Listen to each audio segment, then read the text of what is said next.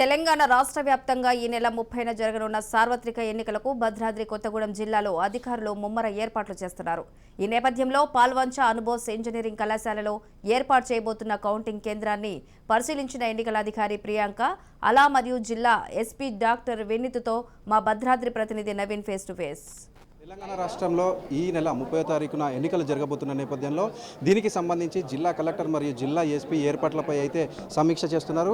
ఇక్కడున్న మన జిల్లా కలెక్టర్ ప్రియాంక గారితో మాట్లాడి ఈ ఏర్పాట్లపై మరికొంత సమాచారం తెలుసుకునే ప్రయత్నం చేద్దాం. మేడం, ఇక్కడ అంటే ఈ నెల జరగబోతున్నటువంటి 30 ఎన్నికలకు సంబంధించి ఎటువంటి ఏర్పాటు చేస్తున్నారు? సో ఇక్కడ ఈరోజు మన భద్రాద్రి కొత్తగూడెం జిల్లాలో అనుబోస్ ఇంజనీరింగ్ కాలేజ్ని కౌంటింగ్ సెంటర్గా సెలెక్ట్ చేయడం జరిగింది. సో 5 కాన్స్టిట్యున్సీస్ గాను ఇక్కడ కౌంటింగ్ జరగడం 3rd of Decemberకి ఇక్కడ కౌంటింగ్ జరుగుతుంది. సో దానికోసమే ఈరోజు SP and all the ROs and observers తోటి ఈరోజు విజిట్ చేస్తున్నాము. జిల్లా వ్యాప్తంగా మొత్తం ఎన్ని పోలింగ్ కేంద్రాలు ఉన్నాయి? 1098 ఉన్నాయి ఇప్పుడు.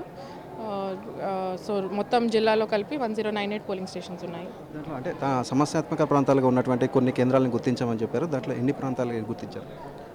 ఇప్పుడు 303 polling stations critical polling stations because of కొన్ని ఎల్డబ్ల్యూ ఏరియాస్ కానీ ఇంకా other reasons law and order ఇష్యూస్లో దాని ప్రకారంగా కూడా అబౌట్ 303 క్రిటికల్ పోలింగ్ స్టేషన్స్ ఉన్నాయి. మేడం, గిరిజన జిల్లాకి ఏర్పడినటువంటి భద్రాద్రి జిల్లాలో అనేకమైనటువంటి మారుమూల ప్రాంతాలు ఉన్నాయి. అక్కడ పోలింగ్కి కొంతమంది అంటే పోలింగ్ కేంద్రాలు దూరం అవుతున్నాయని భావిస్తున్నారు. దీని మీద ఎటువంటి చర్యలు తీసుకున్నారు?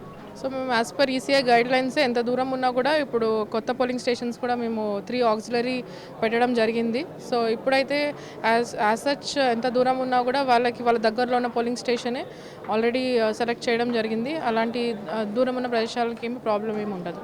పోలింగ్ కేంద్రాలకు సంబంధించి ఈరోజు అంటే మోడల్ కేంద్రాలకు యువకులకు సంబంధించి అంటే పోలింగ్ కేంద్రాలు ఏర్పాటు చేసినట్లుగా కూడా మీరు చెప్పారు. దీనిపై సో మన దగ్గర మోడల్ పోలింగ్ స్టేషన్స్ అని women polling stations, youth polling stations కూడా ఉన్నాయి.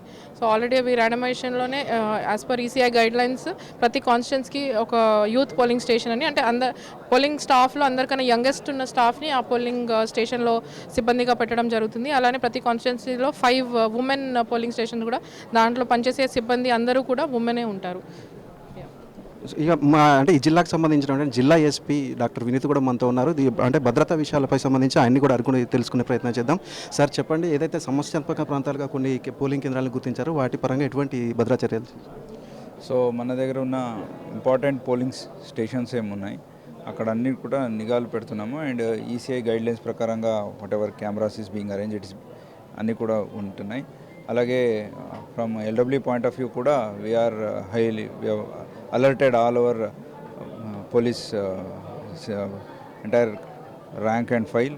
సో ప్రతి ఒక్క పోలీస్ సిబ్బంది కూడా అలర్ట్ చేసి వితౌట్ ఎనీ అన్టువర్డ్ ఇన్సిడెంట్ మన ఎన్నికలు ఫ్రీ అండ్ ఫెయిర్గా జరిగినట్టు చూసుకుంటాం. సార్, జిల్లా వ్యాప్తంగా మొత్తంగా ఎంతమంది పోలీస్ సిబ్బంది ఎన్నికల విధుల్లో అయితే పాల్గొననున్నారు?